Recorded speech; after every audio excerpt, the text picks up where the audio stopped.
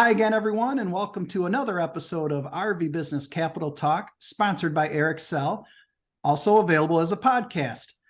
I'm Rick Kessler, and he's Sherman Goldenberg, and we're from RV Business. And joining us, returning to our show today, is Joel Holland. Joel, of course, is the CEO of Harvest Hosts. And Joel, correct me if I'm wrong, but you've been the CEO and owner since 2018. That's right. And Harvest Host was founded in 2010. And I bring that up because when you acquired Harvest Host, there was 600 locations, and now you're up over 8,000. So I guess maybe the first question for you is, for those who don't know, what is Harvest Hosts? And Joel, how far back does the name actually go then? Yeah. So Don and Kim Green originally started the company in 2010. Like Rick said, and Harvest Host was the name they originally chose. I loved the name. So when I bought the company in 2018, didn't touch the name. I think it really well represents what the company does, which is really connect RVers with wonderful hosts, almost all of whom are in some harvest situation, farms, breweries, wineries. We do have interesting new attractions like museums and even churches. But they're harvesting the soul. So there's always some harvest going on, right? And the whole idea is for an RV or self-contained RV that needs an overnight stop, the Harvest Host locations are the perfect venue for that. That's right. And I'm actually out on the road right now in the RV using the Starlink satellite. So I know my internet's not perfect, but this is one of the things that's enabled so many people to join Harvest Host and use it, is you can work from the road today. And so you can stay overnight at farms and wineries that otherwise don't have any services. I'm parked out looking at a bunch of mountains. There's not even cell service where I am right now, but you can still do it because of modern technology. So I think this network of, we call them unique attractions, where you can spend the night, it's now accessible to pretty much anybody who has a self-contained RV.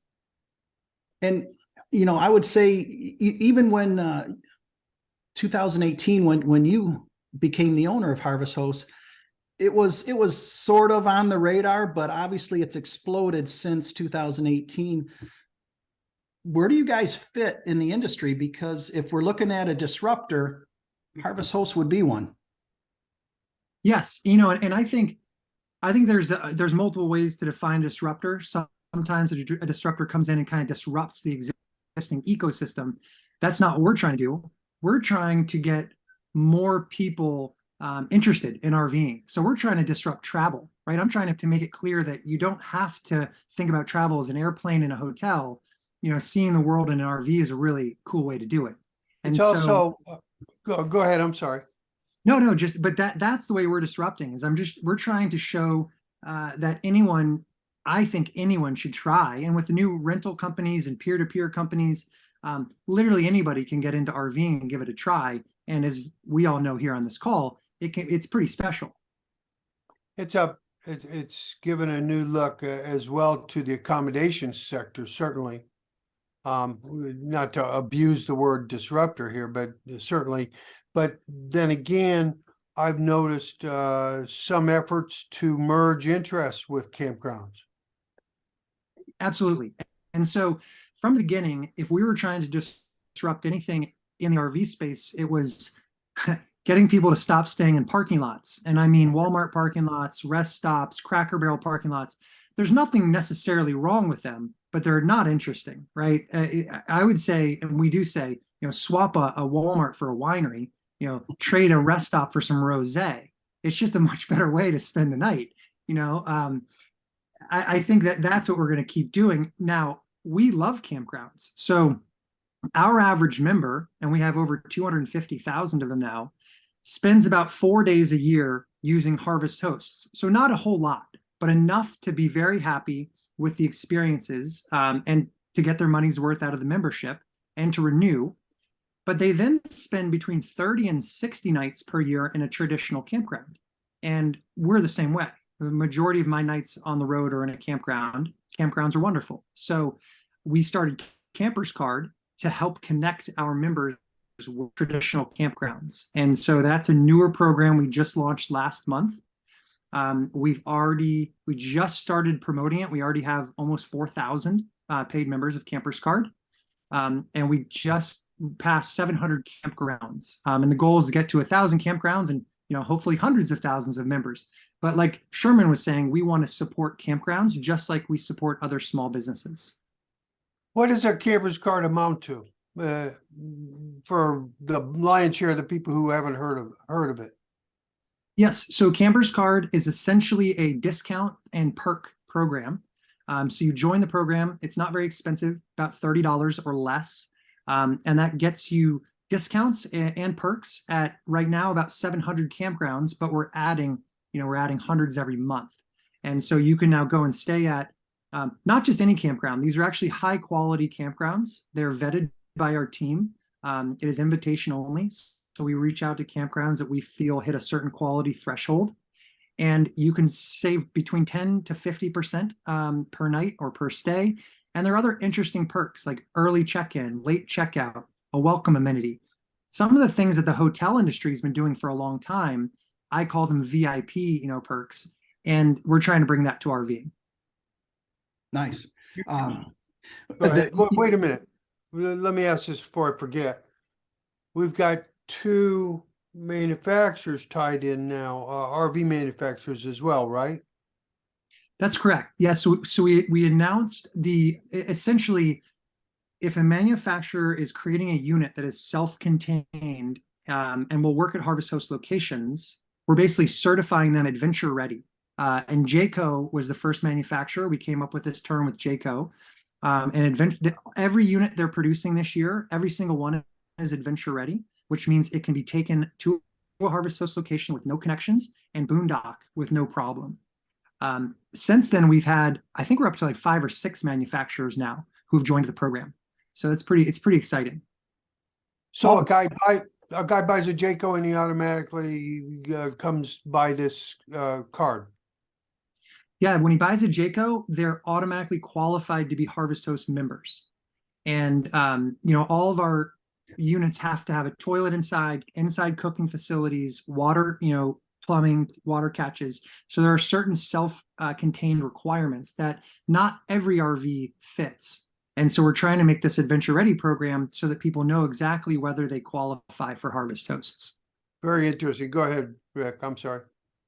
Joel, you caught me off guard a little bit. You mentioned more than about a handful of manufacturers are now adventure ready. I only knew of Jayco and Gretsch RV. Who are the others? Yeah, so we started with Jayco, and then we actually made the Adventure Ready program available to all OEMs and said, if you'd like to join, let us know. And this is a week ago, and we already have Jayco, Starcraft, Highland Ridge, Integra, Gretsch, and Oliver Travel Trailers. Oh, Oliver's in there. Nice. So I would imagine by now there's even more, but within one day of launching that program to OEMs, that's the list. So it's been well received. It's great. Excellent.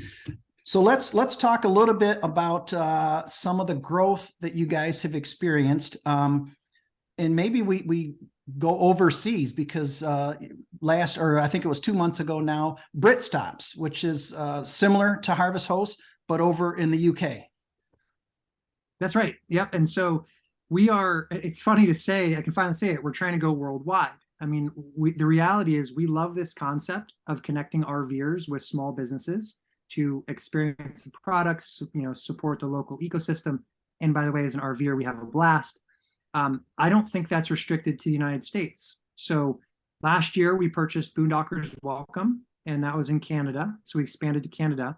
And last month we purchased Brit Stops, which is a very similar program in the United Kingdom, includes England, Scotland, Wales, and Ireland, and has over 1,100 locations, primarily pubs. So I'm looking forward to getting over there, renting an RV, and just having to put in the work. Well, you got to try out the new product, don't you? That's correct. That's absolutely right. And learn how and get Guinness certified, right? That's right. I have heard that they serve their beer differently over there, a little warmer, a little less bubbly. So I'm excited. I'm excited to become a world beer drinker. Very good. So Joel, tell us about this new position that you guys recently started advertising. I believe it's Growth and Innovation Manager. I would assume that speaks a little bit about to the your future direction for the company. Yes, absolutely. So one of our main goals as a company is to continue providing great products and to continue building new things, things that RVers want, things that travelers are going to want in the future. I think I've always thought of us as a very innovative company, and I think that's part of our success. So we have 52 full-time employees now. This new role is going to add a 53rd to marketing and technology and engineering, really. It's a hybrid role, but essentially somebody who comes in and says, hey, I know how to use the newest technologies like ChatGPT in order to create really interesting products to make your members' lives better. And so we're looking for this person now. Very good. Where's your home office as such? I mean, Well, where are you? Yeah. Yeah, go ahead. Well, right now I'm in Charlottesville, Virginia, in the Blue Ridge Mountains. It's a beautiful home office. Typically, I'm in Vail, Colorado, but I'm the only one there. Our employees are spread out between 26 different states. How modern. That's right. Joel, where does this? It's a weird question, maybe, but where do you go with this? I mean, it can't stop growing. It sounds like. Right. So that I think there are still so many small businesses that can benefit from working with us, and that includes campgrounds. And I think there are millions of RVers who can benefit from our products. So our goal in turn is fairly simple. It's to keep building great products that we can grow from 250,000 members to, my 5-year plan's 1 million members, and to grow the host network from 8,000 to 10,000 by the end of this year, but to 40,000 within the next 5 years. And I think these are attainable goals. And what I really like is that every one of those constituents will hopefully benefit by working with us. I'd like to take one more step in that direction. If I'm a guy with a place, whether it's a museum or a winery or whatever it is, what do I have to meet your expectations? Yeah, first and foremost, basically a level place for an RVer to park, and the ability for them to stay overnight. So you don't need any connections, right? This dry camping, boondocking, but they're looking for a unique experience, and so you need to have a product to sell as well, because there's a bit of that social contract where I go visit Sherman's museum, I want to pay the entry fee to look around, to see all the cool stuff he has, and then I can safely park for the night. This year, our members are going to spend over $50 million, 50, with the small businesses in our program. And we don't take any of that. We don't charge hosts anything to be in our program. We don't charge campgrounds anything to be in Camper's Card. And it turns into an average of $12,000 to $14,000 in additional revenue per year per host. And so it's meaningful, and it ends up helping a lot, especially in these times of inflation where their costs of inputs have gone up quite a bit. Wow, that's truly impressive. Yeah, I totally agree. So you wouldn't argue in closing here, I think we're close, with the premise that your organization, Harvest Hosts, is indeed a game changer for the North American, and European market, perhaps eventually here too, but for the North American market, outdoors. Yes, I'm proud to say that I think we're game changers for all the right reasons. I think we're going to make the industry a better place, and it was a great place to start. So it's kind of nice. Like, we're going to start with a great product and just try to get more people into it. I think that's what makes us a game changer. So I'm honored to be on the list. Thank you. With that, let's close it out. Want to thank, of course, RXL for their continued sponsorship. Want to thank Joel for your time. And please, Joel, I want to be the first one to stay at Sherman's Museum as part of the Harvest Host program. We got room right over the top of the bank here in the water in the lake, Rick. Joel, thank you very much. Thanks, Rick. Thanks, Sherman. Take care. Thank you.